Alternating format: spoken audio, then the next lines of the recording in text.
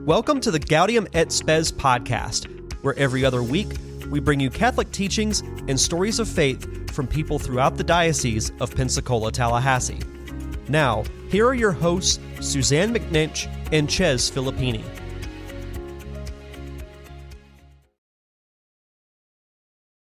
Hello, everybody. Welcome back to another episode of the Gaudium et Spes podcast. It's a special day here, a normally released episode, but a special topic, special guest right next to me, Dr. Tom Neal. You know him from that other show that our diocese does, which is far more wise and learned and awesome. And viewed. Nobody has to know those numbers. Dr. Neal, it's such a pleasure to sit down with you. Obviously, Suzanne's next to me normally, but Same, Chez. Oh, it's a pleasure. Excited to have the conversation about Magnifica Humanitas. We had to pull the lever. Normally we would be in our pastor series right now, yes. But it ain't every day that you get to host a podcast and the Pope releases an encyclical of this import and weight and awesomeness. So we're going to do that today. We're joined, Dr. Neal, by somebody, not a colleague, I shouldn't say, didn't work with us, but Professor David Whidden. How you doing? Good to see you, sir. Good morning. Glad to see you all. Awesome. Tom, can you tell us about this gentleman a little bit and where you cross paths and stuff? Absolutely. So Dr. Whidden is up in the Baton Rouge area at Franciscan Missionary of Our Lady University as a professor. He's the chair of the Department of Theology there. And while I was teaching at Notre Dame Seminary in New Orleans, I would hear his name frequently from people, students who went to Fran U up there, took courses with him, and other colleagues. Dr. Chris Baglow just spoke very highly of him. So I got to know him through that and met him a few times just through collaboration, Dr. Jennifer Morell, other venues, and just tremendously appreciated his work. And I heard him the other day on Catholic Community Radio. He and I both were on little spots. He was before me, and he, as my kids would say, he mogged me. He made me look bad. I was like, how do I follow that man? It's such a Gen Z. It is. Well, is. my kids are all Gen Z. So. I've got a 15-year-old. Anyway, so he spoke in like 5 to 6 minutes. He gave an overview of the encyclical that was such a quintessentially excellent teacher's overview with substance, but yet comprehensible. I thought I got to have him on to talk about this since he's already locked and loaded. So I'm grateful, Dr. Whidden, that you're here today to do that with us. I'm looking forward to being a part of the conversation. We got so many scholars on the Gulf Coast. Does Baton Rouge count as the Gulf Coast, by the way? We can get hit by hurricanes, so yes. That's right. Dr. Whidden, we're going to give the audience a little more formal introduction through your CV and stuff. We're just going to take a moment here. Today's Thursday, June 4th, as this is released, and this evening, actually, we'll be celebrating Solemn Vespers. We just experienced the passing of our fourth bishop of this diocese, Bishop John H. Ricard of the Josephites, and he passed away on May 20th, 2026. We've lost now two bishops of our past bishops in just about 6 weeks. Bishop Rene Gracida passed away on May 1st, our first bishop of the diocese. Tom, for you though, this is somebody who was here from 1997 to 2011, our longest, we don't say reigning, but served as an ordinary for the longest amount of time of any of our six bishops. So what can you tell us about this man? Sure. Just memories. Remarkable man. So I was working at the Co-Cathedral of St. Thomas More in Tallahassee at the time when he was appointed bishop in January of 1997. Mm-hmm. So I've been working there already for 2 years, and we knew Bishop Smith before him. Bishop Smith presided at my wife and my wedding, so we're very close to him. So when Bishop Ricard came in, we were sad to see Bishop Smith go, but when Bishop Ricard came, I remember the first time I met him was at Mass, and he presided, and he began to preach. And if you've heard Bishop Ricard speak, he has a gravitas to him. He has a depth. Like when he speaks, you just listen. It gets quiet in the room, that kind of person.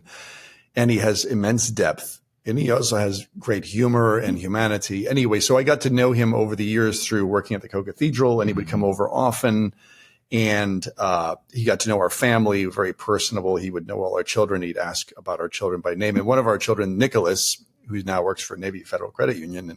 But back then, one Halloween, Patty dressed Nicholas up as the Pope. Pope John Paul II gave him a little, and then brought him to the Co-Cathedral and put him in the cathedra, the chair of the bishop, and took a picture of him sitting in the chair. and sent it to Bishop Ricard. And Bishop Ricard took that picture and he framed it and he put it on his work desk. And he called Nicholas the imposter. So he, to 6 months ago, he wrote a text to me and wished us a happy Thanksgiving. And he said, please tell the imposter I said hello. So he always had that very personal touch to him. But one little other story I'd like to share, a little more gravitas briefly, is 1 year he was the preacher at the Red Mass, which is the legislative mass in Tallahassee. And he preached. And I remember him talking about during his years as the American director of Catholic Relief Services, or bishop's representative of Catholic Relief Services. He had gone to Ethiopia one time, and there was whatever city a Catholic cathedral is, he went to celebrate Mass, and he talked about before Mass, all the bishops and priests, clergy, et cetera, lined up for the procession from outside, and in the walkway leading up to the cathedral, there were large numbers, I don't remember how many, but beggars all along the walkway. And as he walked the procession toward the cathedral, the beggars were loudly calling out to him and all the bishops with their hands extended. And he said he was so overwhelmed by it, he just said he fixed his eyes straight ahead and didn't look either way. He just wanted to get past them and into the cathedral because it was so uncomfortable. And when he was in there, the bishop who was presiding preached on a very kind of well-known text of St. John Chrysostom, where John Chrysostom talks about the contrast between the body of Christ on the altar, which is surrounded by gold and silk vestments, and the naked, starving body of Christ outside the cathedral. And he says, if you come in here and honor Christ loaded down with gold and silk vestments, but you go outside and you leave him starving and cold, then you will live in judgment. You dishonor the body by doing that. And Bishop Ricard said after that, he walked back out in the recession out. And as he did that, he went over to the sidelines and greeted every single beggar, even though he didn't have anything, and touched their hands and gave them the dignity of acknowledging them and not being afraid of them. And I just thought that was a remarkable testimony to him in his laying that out. Especially the Red Mass, when it's full of politicians, the governor, the judges, the people who have, that is, I would say the same. I only met him a handful of times. So I went on a priesthood discernment retreat for the diocese before my wife and I were rebuilding a friendship after some breakups, and I was open to the idea of a priestly vocation. So I went on our diocesan retreat, and I'd heard about Bishop Ricard, never met him before. He showed up for a solid day and a half. I think he was there. And my immediate feeling was, if I find that I have a vocation, I could follow this man. He just had just an immediate presence of I would be happy to be a seminarian for I never was, but and I got that sense from all of the other guys who were there who were already seminarians. They were, it wasn't, he was quick on his feet. He was wildly intelligent. He's not he's not Bishop Walk, y'all. He's right. But there was such a respect and an affection for his leadership, I think, that I sensed, and that I think is coming through these days. So, just a little aside, but for everyone who's listening or viewing, just the treasure that he was for our diocese, and just really, in some ways, given his longevity, set us on a path that we're kind of, the previous bishops had done a lot for sure in getting it off the ground, and then his tenure really just solidified a lot of what this diocese is and will be going forward. So, for sure, God rest his soul. May the souls of the faithful depart by the mercy of God rest in peace. Amen. Amen. All right, guys. Well, we're a few minutes in. I'll turn it over to your Dr. Neal. Give us a little bit of a CV on our guest. Yeah, just a little background on Dr. David Whidden. So Dr. David, as we talked about, Franciscan Missionaries of Our Lady University, professor of theology, vice president for mission. He specializes in systematic and historical theology. He's published a book on St. Thomas Aquinas, Christ the Light, the Theology of Light and Illumination in Thomas Aquinas, and he edited a collection of essays, Love Become Incarnate, Essays in Honor of Bruce D. Marshall. He's published several other articles on Thomas Aquinas and Anselm of Canterbury. He's taught on a wide variety of topics, including courses on the Old and New Testaments, Trinitarian theology, sacramental theology, church history, and Catholic social teaching, which is what we'll be talking about in particular today. He currently serves as the chair of the Academy of Catholic Theology, an international organization of Catholic theologians, and as a parishioner at Sacred Heart Church in Baton Rouge with his wife, Alicia, and their 4 children. So again, wonderful to have you here, David, and we're going to dive into the encyclical. I'll leave it to Chez to jump in. Just great. Want to know what your first impressions as you read through it and you heard about it. How did it hit you just in the heart and head, your overall impression? Yeah, I thought, probably less emotional since I'm an academic, more intellectual. Right? I thought it was really interesting. Right? That's the typical academic answer to something like that. It took me about 24 hours to read it. And so I tried to really sort of think through and try and connect the themes. I think it's a really kind of important document for the time we're in. And it's just been interesting to read a lot of the other sort of hot takes this week. I was thinking about it, and people are like, oh, would they like it or dislike it? And part of my role as a theologian is less to like or dislike, but really in some sense to bend my will to it, right? To think about like, how should I as a theologian shape this? How should I communicate this? What am I called to do out of this? So that's how I typically approach these church documents, not like picking and choosing what I like and don't like, but like, okay, like here's the challenge to me as a Catholic and as a theologian to think through these issues. So, as I mentioned on the radio the other day, one of the things I think is really interesting about it and important is the first two sections, which a lot of people, wanted to just skip right past because he doesn't get to AI to the third section. The first section is really just kind of a history of Catholic social teaching. Yeah. He works his way through the last 135 years. Part of it because he wants to show, I think, that what he's doing is in continuity with what other popes have done, meeting the needs of the times, the signs of the times, as the popes like to say. And then at the same time, the next chapter then is like, oh, here's the key themes of Catholic social teaching, which we're going to need to elaborate on and build upon to address AI. And sometimes the church talks about Catholic social teaching as this sort of not well known, best kept secret kind of language that they use. And part of it is at this point, like if you were to read like all the Catholic social teaching documents, it's probably about 700 pages now, especially since Pope Francis tended to write in 200-page chunks. And it would be overwhelming. But, for somebody who's interested in Catholic social teaching and wants to get exposure to it, you can get a really great summary in these first sort of 20 pages or so of like what the church has thought and taught in the last 135 years about Catholic social teaching. So I think that's actually, again, a lot of people just want to skip right to the section on artificial intelligence, but I think it's important. And I also think this is, pure sort of extrapolation and conjecture. I also think maybe he put that in there because he knew that there were going to be people who are not Catholic who are going to be reading this document.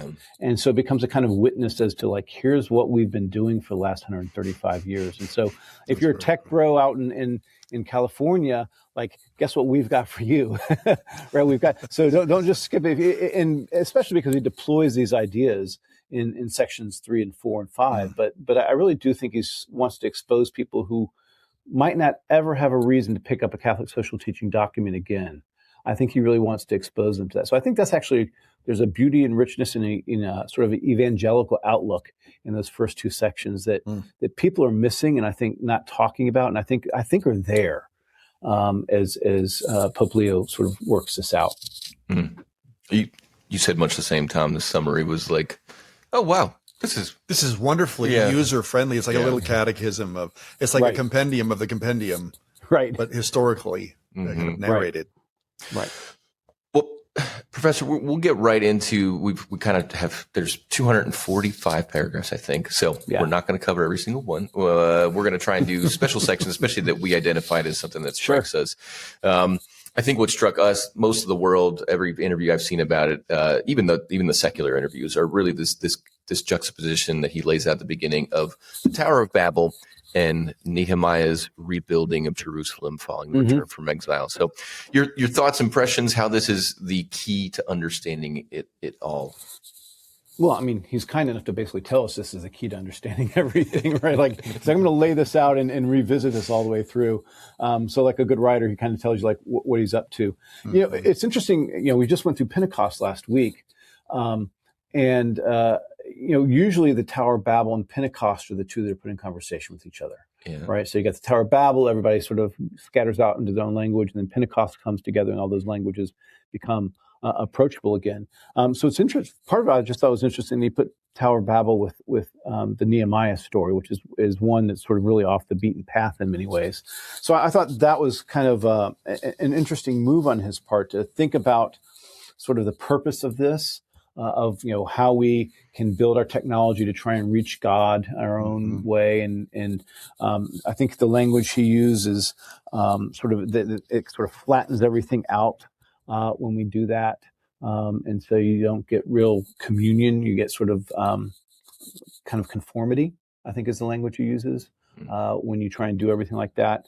Versus what he thinks, the Nehemiah thing, the Nehemiah story is really about people bringing their individual gifts together, so that it's the communion and the unique gifts that actually allow everybody to build that city's wall back together. I mean, what's beautiful about that particular story, right, is he's like, everybody takes the section closest to them. So it also works in that sort of subsidiarity theme that he's going to come up with a little bit later. So I thought that was a real novel way of thinking about this.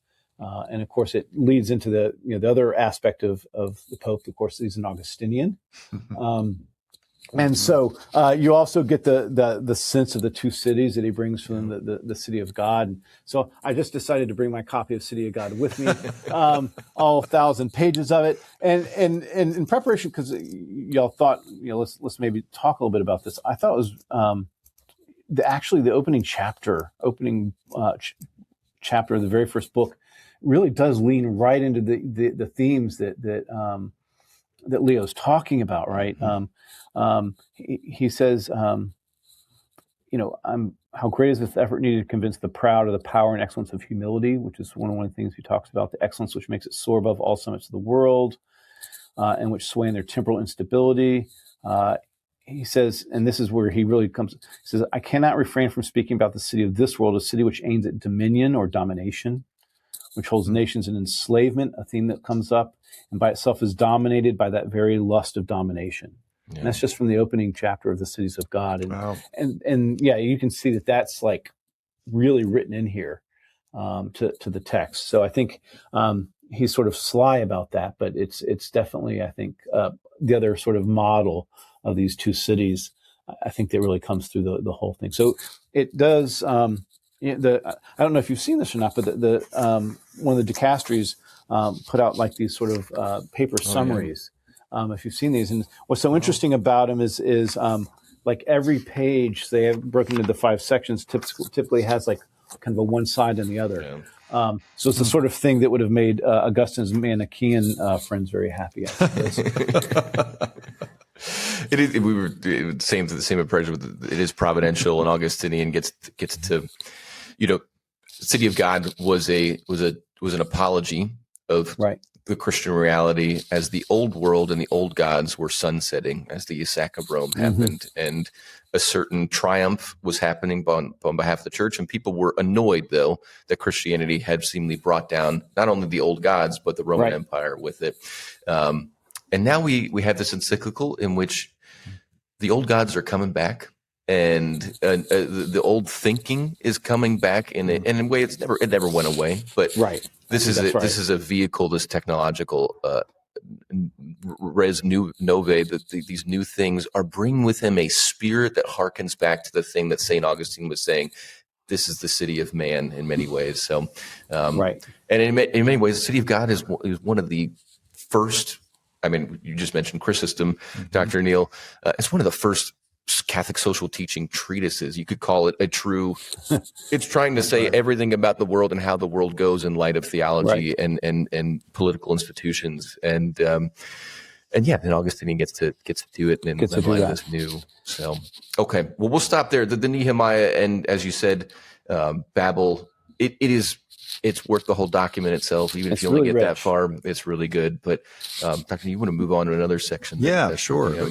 So I want to jump into paragraphs 99 to 100, particularly that section there, which you might call the death of empathy.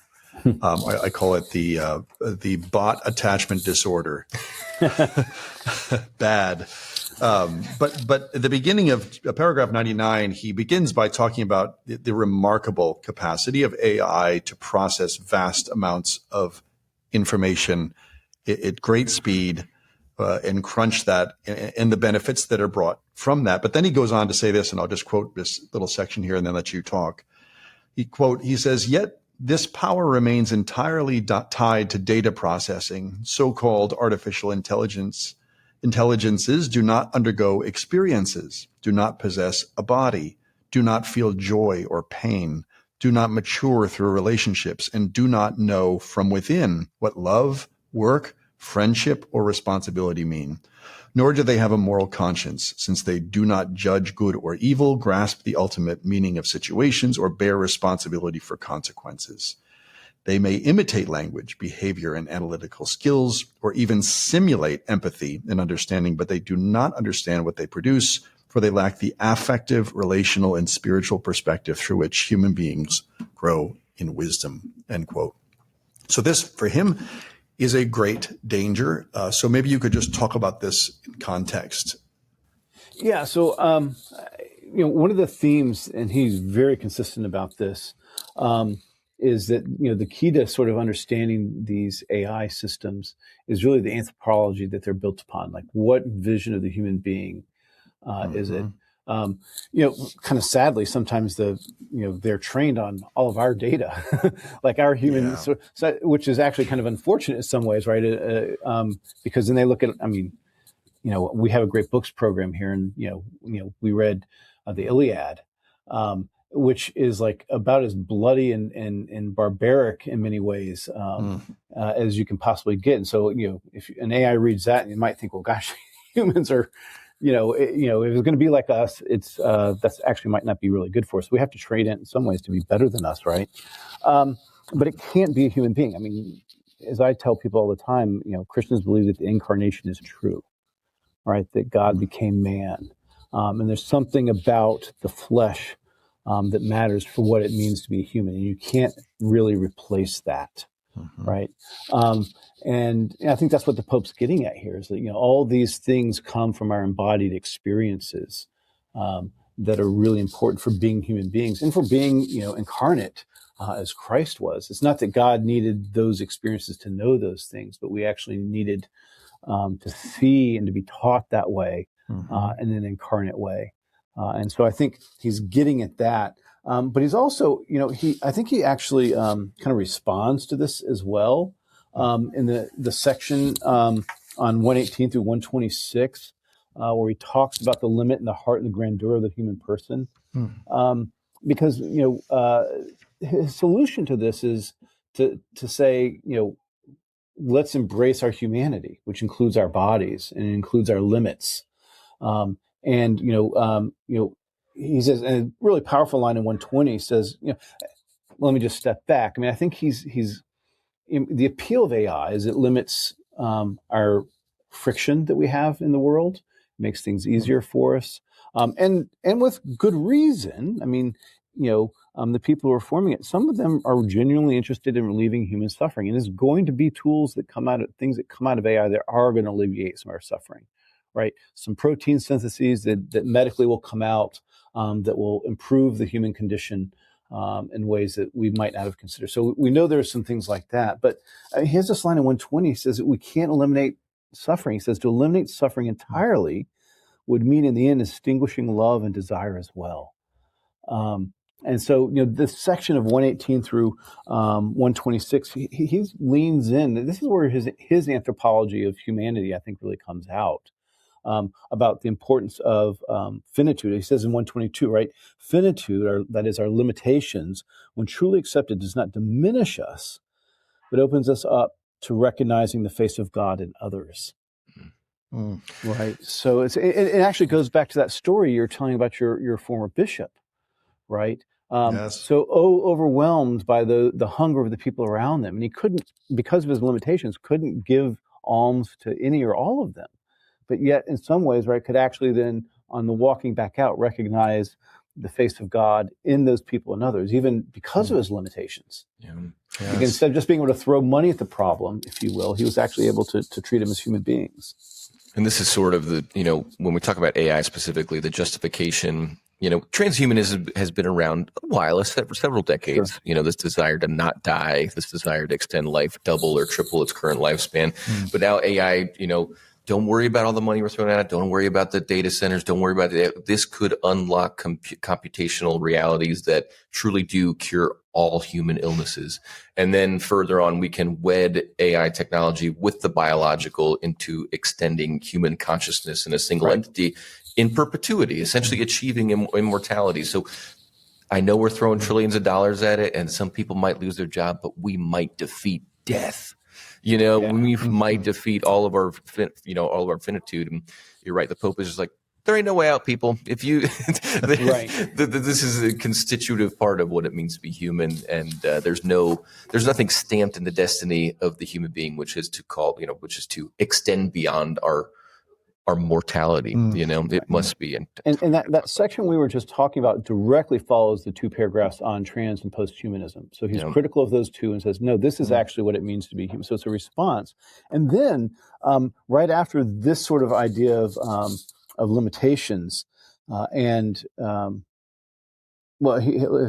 says this in 126. I do want to point this out. He says, we can embrace the technological progress that alleviates suffering and unlocks new possibilities, provided that we do not abandon the very essence of our humanity, namely the capacity for relationship and love. And he thinks it's the finitude and the suffering that actually makes those relationships and love possible. Right before that, he talks about a various number of saints who do that.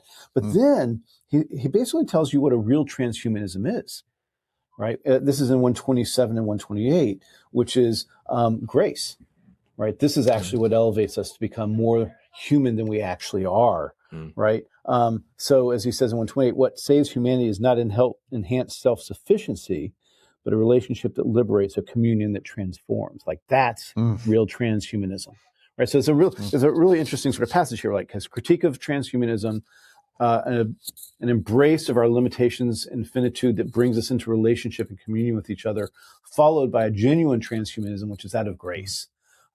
Which is, I think, just a really beautiful passage. And then he does talk about the 2 cities in the very next chapter, very next passage. Just to Dr. Neal, on your blog, which hopefully other people are reading as well. You talked so much recently about Pentecost, the new man, the newness. I don't know if you wanted to riff a little bit more on Christianity is not joking when we say we're new creations. Yes, but it has to come from a relationship with God. That's right. Right. That's right. Yeah. The as you just mentioned, David, the beauty of that idea of what we're seeking in kind of transhumanist, going beyond our limitations, but in a way that's idolatrous, that's destructive of who we are, is actually achieved in reality in the life of grace, which is given to us at Pentecost, where we're assumed into the life of Christ, who is the God-man who raises us up to participate in divine life and live that out. But for me, one of the big differences is that grace builds on a nature that's already given, an identity that's already given as image of God. Whereas I think so much of transhumanist thinking is that human nature is kind of infinitely plastic, socially constructed, and can be reconstructed in entirely new ways that violate the character of our grounding nature as human beings, which is designed for the life of love and self-gift. And so, especially when you have a radically autonomous understanding of human fulfillment and identity, where we don't see ourselves as fundamentally related, but as isolated, and then choosing relatedness if we want, whereas what we see is that human beings are made for relationship and find perfection in that, especially in their relationship to God. So and Pentecost opens that up in the most profound way. So he says, if you're looking for mystery, if you're looking for transcendence, which is what you're looking for, you've got to look in the right place. And at least in that sense, it affirms, the natural desire for that, right? So you can say that the transhumanists are looking for something that they're sort of naturally inclined to look for. They're just looking in the wrong places. That's right. So, what was the old song, Looking for Love in All the Wrong Places? That's really the theme of human life. It is. Actually, that would be a great, if you were to do like a song list for Augusta, that would have to be like the lead song, right? Looking for love in all the wrong places. That would have to be deeply Augustinian instinct. And now, There's got to be somebody must have riffed a song on like "Late Have I Loved You." Well, no, Matt Maher did a song on "Late Have I Loved You," so that could be like the B side and the A side on that. Professor, when you had mentioned kind of already this the data that is coming in to train these systems comes from human beings, and human beings are not neutral realities. Where in relationship, we're good, we're dark and light, we're all these things. And section 102 onward has this very deliberate, more deliberate than I've seen, I think, in any other encyclical, this saying that you must not think that this is a neutral technology. Okay. And he just says simply in 104, from this follows a simple but compelling consequence. We cannot consider AI to be morally neutral. And as an American, I feel like I've grown up in a world in which technology is always celebrated, rightly so a lot of the time, because it does lead to tremendous alleviation of suffering and comfort in life and all these things. But always with the sense of, okay, even if you're freaked out about maybe a laptop or something like that, or the internet, don't worry. It's neutral. It's inert. It won't do anything unless you make it do something. It's about you, the user, and how you impose your will upon it and use it for good or for evil. That's not necessarily true all the time. And what we see in Catholic philosophy is especially the sense that the just like we bear the image of the God who has created us, our technological realities bear the image of their creators who are us, and we have certain ideas. The person who invented a cup has an idea about holding water, not about bashing people across the skull necessarily, even though you could do that. So tell us more, how can we understand neutrality AI technology? Well, this is actually, he doesn't just treat this in 104. He actually treats this in at least 3 other places that I've been able to notice. So it's actually a really consistent theme. So he says something very similar in chapter 9. So at the very beginning, let's see, where is that? He says it's not inherently evil, but technology is never neutral. This is a 9 because it takes on the characteristics of those who devise, finance, regulate, and use it. Yeah. Therefore, the primary choice is not between a yes or no to technology, but rather between constructing Babel or building Jerusalem. So he says it's there, right? And then he actually comes back to that and says roughly the same thing in 85.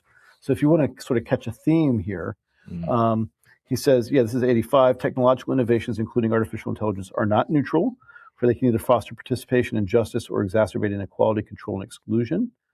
Right? So they must be evaluated by asking a crucial question. So this is what he thinks is the key question. Do they truly help individuals and peoples to become more humane and fraternal while respecting our common home and future generations? Yeah. And so then you've got that passage from 104. So this is, I think really the key question for him. So he doesn't think that they're neutral. He thinks that, part of the question is like, what vision of the human being are they built upon? Right? Sort of what's the anthropology, as we would say, that they understand of what it means to be a human being. So that's where the post-humanism and the transhumanism thing becomes like, suffering and limitations are inhuman and we want to escape those. If that's the case, then that's what you're going to try and do with the AI. Whereas if it's actually to put us more in relationship with each other and to sort of improve the human condition in a way that's fraternal, then he thinks that that's actually a good reason that you can actually use some of this. So you're right. That's actually, I think, one of the key questions of this. The other side of it, too, is he's also really clear that the technology that we use we don't just use it, it actually shapes us. Yeah. Right? Think about how much these little things have done to shape the way that we act and think. They completely have shaped our lives in the last 20 years in ways that we couldn't have anticipated when the first iPhone came out, right? So and that can be for good or for bad.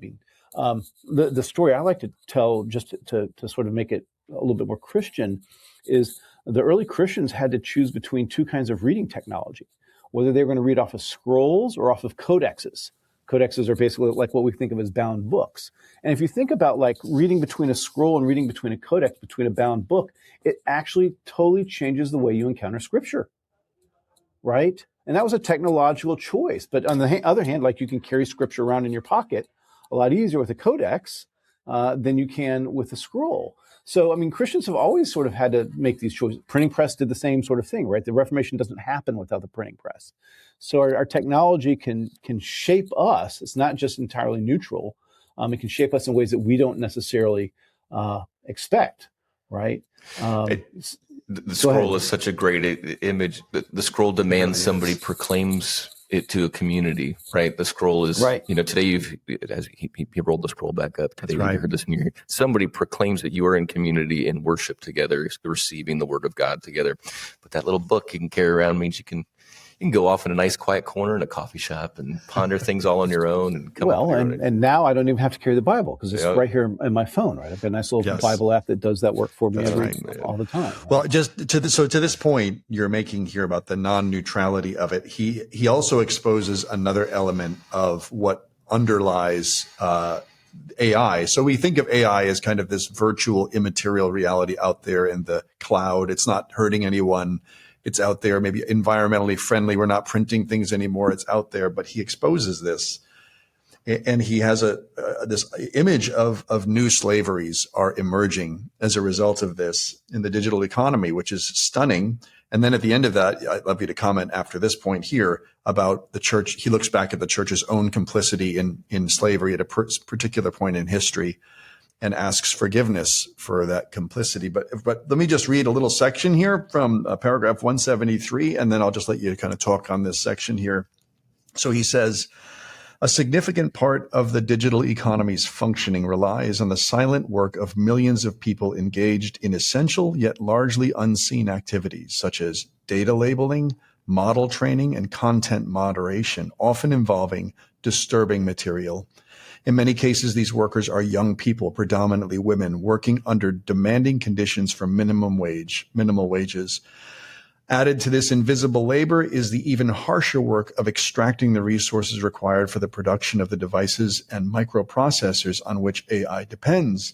In some regions of the world, children and adolescents work in dangerous conditions, crushing the materials from which rare earth elements are extracted. The bodies of these people are scarred, injured, and worn down so that computational flow may continue uninterruptedly. Furthermore, criminal networks use online platforms, messaging systems, anonymous payment methods, and profiling techniques in order to recruit, control, and transport victims of trafficking, often minors, reducing men and women to data to be tracked and packages to be moved around with the same data circuits that support much of the global economy. Yeah. It's staggering. Right. There was when they introduced this encyclical on Monday morning, and I don't know if you had a chance to. I'm crazy enough to wake up at 4:30 and actually watch it. That's wonderful. No, it's crazy. And then I went back to sleep for an hour or two. But they had a speaker who's she's at, I think, Santa Clara, but she's African by descent, and she talked about those workers in the mines who describe themselves, I think, as basically like digging in their own graves.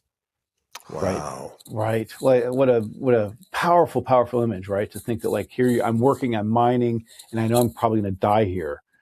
So they're digging. This is this really powerful image that she had. He gives all that, and he does. He's really concerned that we make sure that the people who are at sort of the bottom of the pyramid here, whose work is not seen, are also considered in part of how we do this. He's actually concerned, probably more than anything else, and so is the guy from Anthropic who was there, Christopher Olah, about the employment issues. He spends a lot of time in this encyclical on employment issues, the dignity of work, and why that's important. I think both he's concerned, and I know the people in Anthropic are really concerned about this as a forthcoming issue, that a bunch of people are going to lose their jobs. So he says right after that section that you just read, he said the fight against new forms of slavery is a decisive test for the ethical discernment of AI and the digital transformation. I mean, and then in the paragraph after that, in 172 after that, that's when he reports on and asks pardon for the church's engagement with an unengagement, perhaps with slavery.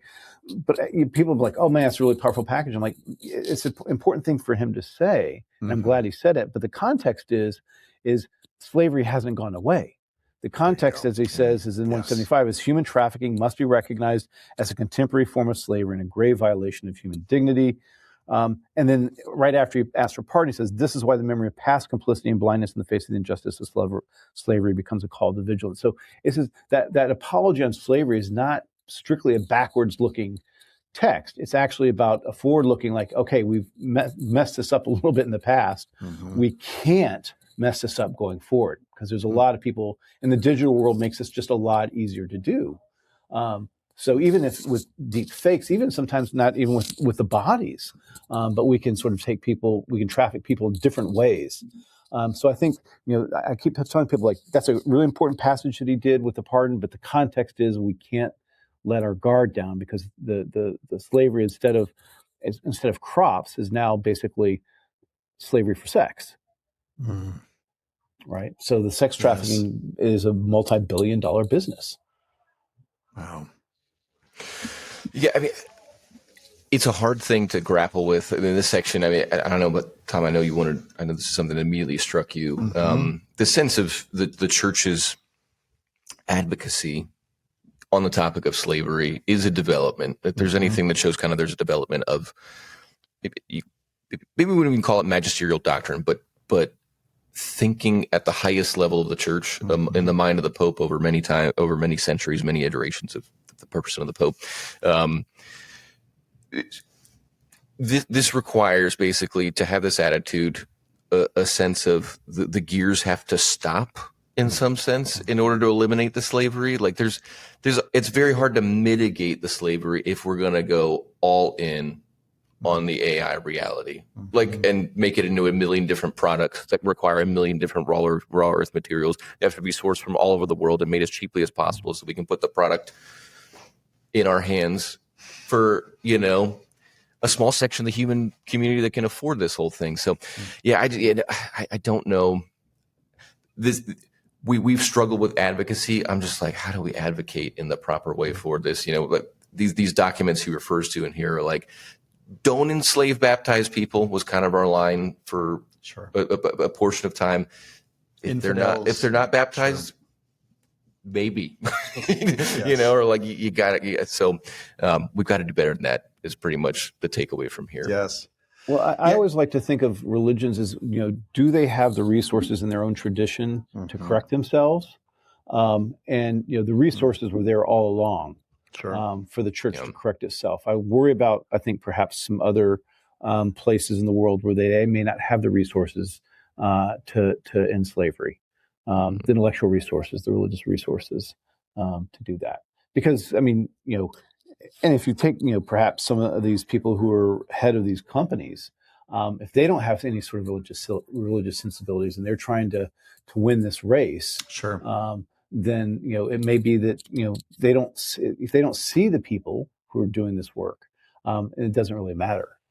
I mean, that's really one of the key things here, I think, is you going back to that death of empathy thing that Tom was talking about, right? That true empathy requires, he said, seeing through the eyes of the widow, orphan, exiled, etc., but not just seeing through their eyes, but actually just seeing them, right? Seeing them in the flesh. That's the incarnation aspect of this. So,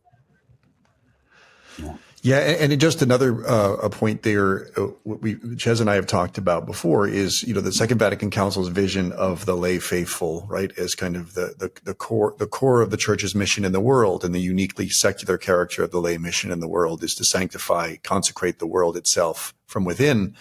And so much of the success in that sense of the Church's mission to do this is to form the lay faithful in the world, who are the ones who are the, tasked with building civilization. That kind of that's the mission of the laity, is to build civilization. And as Leo calls it from John Paul II, a civilization of love. And so if we don't form the laity, including those who work in the tech industry, et cetera, to be the ones who bring this about, then we fail utterly. So that really, for me, that's what universities like yours exist for, is to present a fulcrum where formation of professionals and people with careers who are the culture makers, civilization makers, are mapped with Catholic social teaching in a way where they can carry it out. Otherwise, if you just have clerics spouting this out all the time, it's useless. Right, especially when they had their homily written by an AI. Dear God. And when you sense it, you want to run away. That doesn't happen in this diocese. No, it doesn't. I'm sure it doesn't happen. Bishop has put a moratorium on that. Yeah, I know. That was good. Sorry, I'm not accusing anybody of actually doing that. I hope it doesn't happen. Of course. But sorry, I've lost my train of thought. I'll just jump in real quick. Yeah, go ahead, this Ted. advocacy and this seeing and unseeing and the role of the lay faith. Probably the most powerful image of the last pontificate was Lampedusa. Was That's true. The Pope going to this place where people kept dying. I mean, Pope Leo, if you're listening, I would love if you hosted a trip where you invited all the CEOs of all these, of Anthropic and OpenAI and Google, and it's like, come with me to a cobalt mine or a silicon smelting plant or something like that. Like, we'll go together. We'll grapple together with what it takes to do what you end up doing. That imagery is possible and certainly made it. I mean, that Lampedusa reality made a huge impact on world opinion on what was happening with the migrant crisis. It did. And instead of just hearing about another ship sunk in the Mediterranean, you had a mental framework of what that looked like. Yes. This needing to see all of what it takes and all of the hardship that it takes to produce these technologies is really what sways public opinion now. So I don't know. I would love to see. But the fascinating thing Leo's about going there on July 4th, which is remarkably symbolic. Mm-hmm. Right. 250. But the other sort of aspect of that is that being able to see that, I think, is hard because the very technology we're using distracts us from attending to the things we need to attend to, right? So those little things in our pockets, right, keep our attention away from those things. And so it's a sort of a vicious cycle, right? The more technology you get, the less we pay attention to how we get the technology. Indeed. Man. Yeah, this is always, every time you do a podcast, you talk about technological creep into our lives is, you're just like, I'm part of the problem. As we say, right? As we say in a Zoom call with all the technology in our ears, our microphones, our laptops, and so on, right? Man, keep going. Go ahead, Doctor. Yeah, I wanted to. Do you have a particular one you want to catch here? I'd love to talk to you about the last point I had here. At the end, toward the end of the encyclical, he kind of almost like an appendix on war. He begins to talk about the role of AI in warfare and the tremendous danger that's involved in that. And then in the midst of that, he revisits Catholic just war doctrine itself and says it has to be reviewed in the light of what's transformed in the nature of warfare, as well as obviously pontifical teaching over the last 100 years that's shifted, or 150 years, that's shifted focus as to what really constitutes a just war. So I'd love to hear your comments on that. Yeah, so I felt like Chapter 5 was also kind of an appendix in the sense that it got the sense that it might have been added on given recent current events. Yeah, sure, that's true. I mean, I think because especially given how many people ended up looking up just war theory for the first time about a month and a half ago when J.D. Vance brought it up. Good point. Right. So, so he doesn't just say that, he actually says it's outdated, which is a really strong word. Yes. So it doesn't, right. So the question is whether outdated means like extinct or updated, is what needs to happen. So it's a really strong word. I think it's this. I mean, part of it is because of nuclear weapons. The idea was like that just war was, any kind of war could be so catastrophic that it just wasn't going to be worth it. What he sees here is twofold. Is one, which is the Terminator scenario coming back up, which is sort of automated killers, independent, who don't have any human oversight, and then also the speed of decision making, which will slow down, or is not slowed down with dialogue and so on, where people feel like if they don't move now and don't act now, then they're just going to be completely overwhelmed and lost. And so they have to immediately retaliate or immediately act or even act preemptively. And so he thinks that, other than like really strictly defensive wars, he thinks that, between AI and then I think implied nuclear weapons, there's not a really good case for it anymore. He thinks that this is something we really have to be careful of. And you saw this come to bear in the confrontation between Anthropic and the White House, where Anthropic basically said, hey, we're not going to let you use AI for any of our autonomous weapons. And the White House said, well, then that's fine. You're off our list of potential contributors. And so I think there's actually a lawsuit going on about that. So, and then, sort of what's left unsaid is all the other ones that didn't have any problem with doing that. Jumped right in. Sure. Right. Sure. So we'll take that void.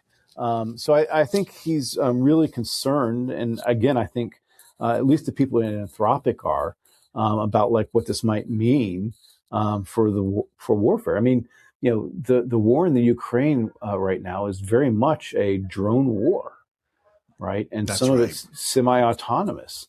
And so, we're seeing like it's been kind of contained, but it's continuing to escalate. I mean, there was a article just yesterday, I think, on CNN about how the Ukrainians are using robots to go out and Wow. and fight. So I don't know how autonomous they are. They probably have somebody watching over them, but we're not that far away.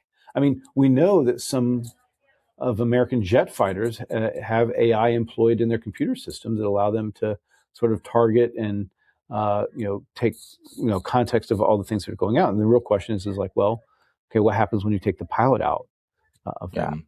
So, and it is.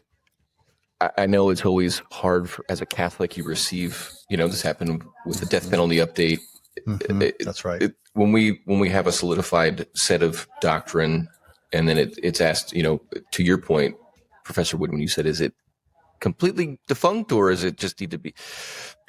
I think just war theory is something you could definitely say, does qualify, I think, as what we were talking about when Just War was developed is not war anymore. I mean, like and we experienced this, in World War I, especially, where the technology produces a lethality and a brutality that is so terrifying that the human community doesn't know how to digest and understand what's happening, and it completely reshapes all of our personal lives, our communal life, our political life, just from the sheer threat of it. Now, I mean, like, I know a crossbow, when it appeared in the battlefield, was a scary thing, but it didn't fundamentally reshape human relationships and political communities. But every single piece of warfare technology for the last 150 years has been like, oh my gosh, we're going to kill ourselves. Like, and now, like, really fast. Yeah, exactly.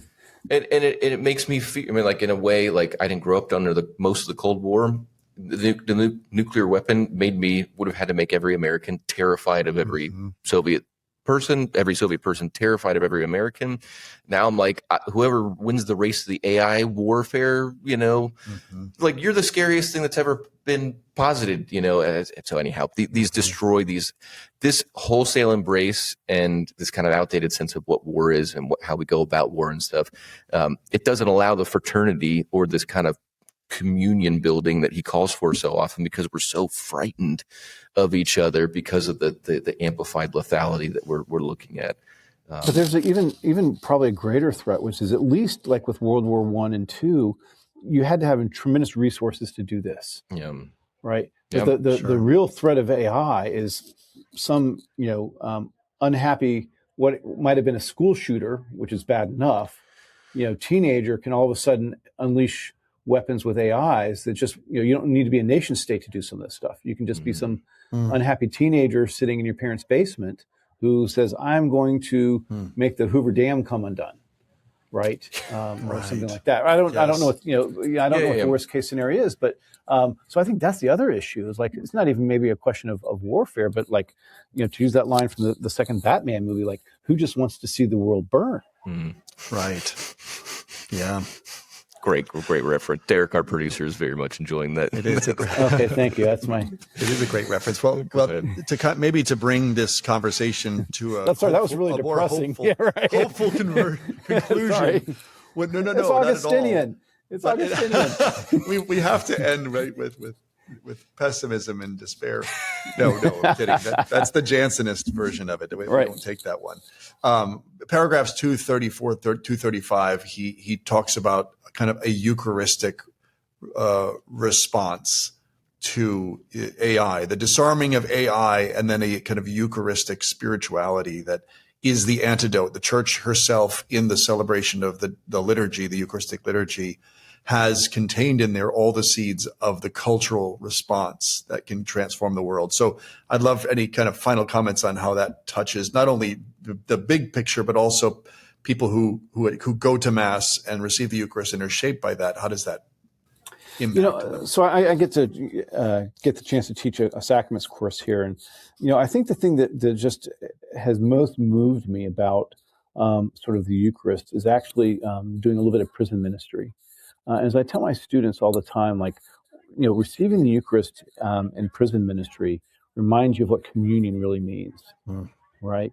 When I receive communion, whatever parish I'm in, I'm also receiving the same communion, the same Jesus Christ as the guys at Angola, who have done really horrible things, but have also been forgiven, right? And so, that the last line of 235, I think, really sort of hits on this. He says, while new economic and technological networks can generate exclusion, isolation, and dependencies, the Church, nourished by the Eucharist, is called to make visible, so we have to do this, a different paradigm, one that preserves human connections, gives a voice to the invisible, and ensures that processes are aimed at respecting people's dignity. Right. So it's a really open table, right? I mean, to those who are connected, I'm not just connected to those guys in Angola. I'm not just connected to the two of you. I'm also connected, right, to those Catholics in the Congo or RDC who are digging their own graves in their work. And even, not Eucharistically, but just as sort of the image and likeness of God, I'm also connected to the people who are creating this technology, right? So, as human beings. So I think one of the things I thought was really interesting about the introduction on Monday was that he had people at the table. I think he was actually trying to show the connections, right? So he had a European, he had an atheist at the table, he had an African at the table. So even there, I think he was trying to show, we're all in this. Yes. We're all connected into this together, and we need to hear these voices from professors and tech leaders about what we're doing here. So in that sense, I think just symbolically, the event itself was kind of hopeful, because it said, we really do as a church want to look at this whole thing, and we're not just going to sort of wag our fingers and say, don't do he realizes this is a genie that can't really be put back in the bottle. So the real question, as he says, is how do we learn to use this technology responsibly when it's oriented to the proper good of human beings? Man, there's a lot more. There sure is. There's so much more. This contemplation of the Eucharist, he says in 233 also, he just asked very simply when we're asked, this document, maybe close on this document, is Magnifica Humanitas, magnificent humanity. And the Church's call is always, it's the same with Gaudium at Spes 22 and 24. It's the same as John Paul II in Warsaw in 1979. It is, you cannot understand man without contemplating the face of Christ. So for this reason, as a believer among believers, I invite everyone to contemplate in the face of the Son of God, the grandeur of humanity that shines a light also on the era of AI. And when we talk about the new man and the new creation and what we're looking at in people who are developing and maybe the AI triumphalists is you will get this wrong, not just if you don't have an enlightened view of the dignity of man for his freedom and his will and stuff like that. If you don't know that the ultimate image of humanity is found in the face of Christ, you will diverge from the path and create awful things. We're not saying that every piece of AI is awful, but there are roads you will go down on if you don't have that anchor, not in just humanity, but in the God-man. Like if you don't have the God-man to look at and contemplate, you will not understand what our ultimate call is. These things about our finitude and our suffering being a pathway to communion, Right? they won't ever come up. They won't make sense to you because you don't have him as the anchor to this whole thing. Right, because you're trying to avoid the cross instead of carry the cross. Yeah. There you go. Wow, that's a profound, by the way, that's a profound ending point right there, because in so many ways, the entire document really is about that the AI can become a flight from that. All that the cross represents, which represents the entire human encounter with God and with each other in a broken, fallen, sinful world being redeemed. And AI can be an escape from that So, wow. As we end, Professor, maybe we could just, say, especially you two who have taught so many different people over time, I'm sure you said to many people, you got to read this document. you got to read this document, or something like that. How do you feel about this just as individuals over, like, how much do you have to read? Because I have my feelings about this. I really think you got to read this document. Yes. But so maybe ending on that for the average Catholic. So what I did is I actually, as I went through, I did it electronically, which allowed me then to send it to people to make it a little bit easier for them. And like, here's all my highlights and notations for those who aren't affirmed or aren't used to sort of reading these things, just to make it a little bit easier for them. So I did that. But like, our university is part of a health system. And I actually, we have really good relationships with a person who's over IT for the whole health system. And so I'm going to reach out to him. I haven't gotten a chance to do it and say, do you want to sit down and just talk about this? Because you're responsible for this with a health system with, 20,000 employees. And so, let's talk about what this means. The good news is he's completely interested and faithful to these ideas. But still, being able to articulate and inhabit them, I think requires some reading and some digesting and some thinking. And sometimes, a little bit was it Philip and the Ethiopian, somebody to sort of walk you through and help you make sense of what's going on. Yeah, those are proliferating. But especially that first section, as you said, that kind of overview of Catholic social teaching, it just gives you a wonderful and historically situated look at how it evolved and developed. And there's a trailer. This is the first encyclical ever released with a trailer that was created for it, which gives a beautiful kind of visual of all of that history, the context of the wars and cultural revolutions that were going on as each encyclical along the way was released. And so you see the power of it. And then really I always say, my wife kids me. I go, yeah, it's very readable. She goes, yeah, of course it's readable for you, but it is. It is. It's very readable. And I think, and there's tons of summaries out there and people that are putting things out, which is great. And just a little plug, I'm really a big fan of Breaking the Habit, Father Casey, the Franciscan. He has an 11-minute summary of it. That's very excellent. It's just a nice window into what it's getting at as a whole, how it fits in the context.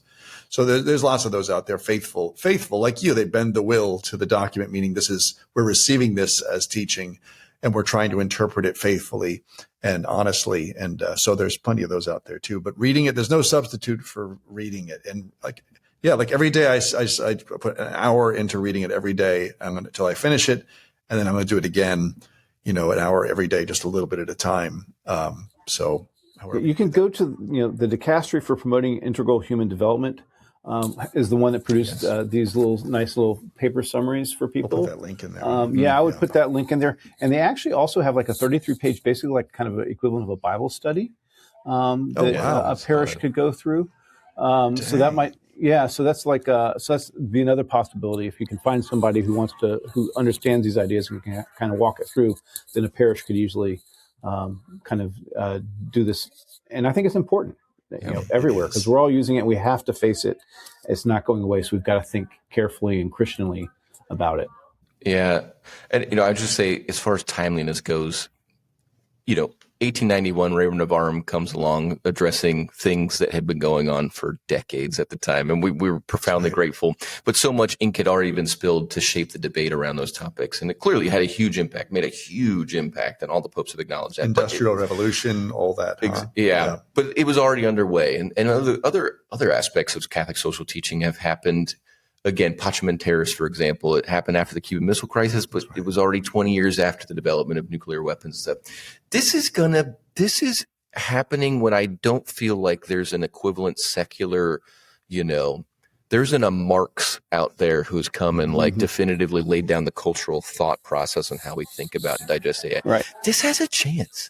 It has a chance to really shape, I think, like you said, healthcare systems are going to be there's no competing document that I can see. There's competing podcasts. There's a lot, but as far as a foundational thinker who's really synthesized the whole reality, Pope Leo's the first. I really think so on the global stage. From a global perspective. That's right. And people are searching for vocabulary. You're going to be talking about AI for the next 10 years at least, right? Thanksgiving tables and water coolers and stuff like that. If you got him in your back pocket, you can say a lot of really wise things that people are like, "Oh, I've never thought of that before." Yes, and shape the cultural reality. I think that's a new thing. And it says something about the foresight of not just this pontificate, but the previous one, that they've been working with these people on the tech side for close to a decade. Okay, right. So the fact that Christopher Olah was there. Was not a happenstance. It actually came from a fairly long relationship between Anthropic and some Catholics in California. And rumor has it that Pope Francis said we need to get on this. I think the rumor says something. He said something to the fact get the Jesuit universities to start working on this. But he was right, and because it's a lot harder for the church when it comes in at the end of the conversation. Versus where it's been at the beginning. So I think there's a lot of foresight into this. And so I think, this comes from a fruit of almost a decade of thinking about these issues. And so I think, that's another sign where the Pope's going to have a big voice precisely because he's been on top of this. I heard somebody say that a politician said, I didn't know the Pope was an expert on AI. And I thought, well, he doesn't have to be. He's got incredible resources. That's right. Right. He's got an international group of people who can think through these things and create communications and networks and the kind of relationships that he's talking about. And so I think that's actually also going to stand us in good stead going forward. It's just hope that other people will listen to him. And in doing that, he demonstrates the Nehemiah pathway. Right. This is you bring together a large expanse of people from vastly different perspectives and find a common base of goodwill. That's right. And then work together to build a Jerusalem, a city of peace. That's right. Yeah. Absolutely. Is that what Jerusalem means? It does. That's amazing. Yeah, right. Oh, man. Everything. Give it to Dr. Neal as far as bring it back to the Greek or the Hebrew, the roots in the actual vision of God and this whole thing. It's awesome. This has been wonderful. Professor, we're going to have to cut it there. Yeah, that's we're fine. going to go ahead. Sorry. No, I was going to say, that's great. No, thank you for having me. I enjoyed thinking through this even more with you all because it helps me understand it better too. Yeah. Well, Dr. Neal, I'm sure, I know we'll revisit this in some capacity between our podcasts. I know Bishop is chomping at the bit. He wanted to be the one. Things have happened, guys, especially with Bishop Ricard's passing. He just did not have the time, but I'm sure he'll be offering his thoughts on these things. And it's something we can revisit over and over again over the coming months, different conversations for sure. We can. And as David brought up again, that opening image that I shared what just came to mind about the Ethiopia trip of Bishop Ricard in many ways to me sets an image of the going into the cathedral and the coming out as the Eucharistic transformation, that going in AI can make us blind, but coming out of the Eucharist, we have an expansive vision and we touch people again. So I think that Bishop Ricard leads the way there. So, well, Dr. Whidden, it's a pleasure. Again, thank you so much for joining us. Thank you so much for inviting me. Yeah, God bless you. And this has been another edition of Sharing the Faith, making room for Gaudium et Spes, which is an inferior production of the Diocese of Pensacola-Tallahassee. Thank you so much for joining us. We look forward to seeing you again in 2 weeks. And until then, may God bless you abundantly. Thank you for tuning in today to the Gaudium et Spes podcast. If you would like to know more about our podcast, please visit our website, gaudiumetspes.net, or go to ptdiocese.org and click the button that says podcast. If you listen to the audio version from an app such as Apple Podcast, Spotify, or iHeartRadio, be sure to rate, review, and comment. If you watched us on YouTube, be sure to like and subscribe or leave us a comment there as well. Thank you for joining us.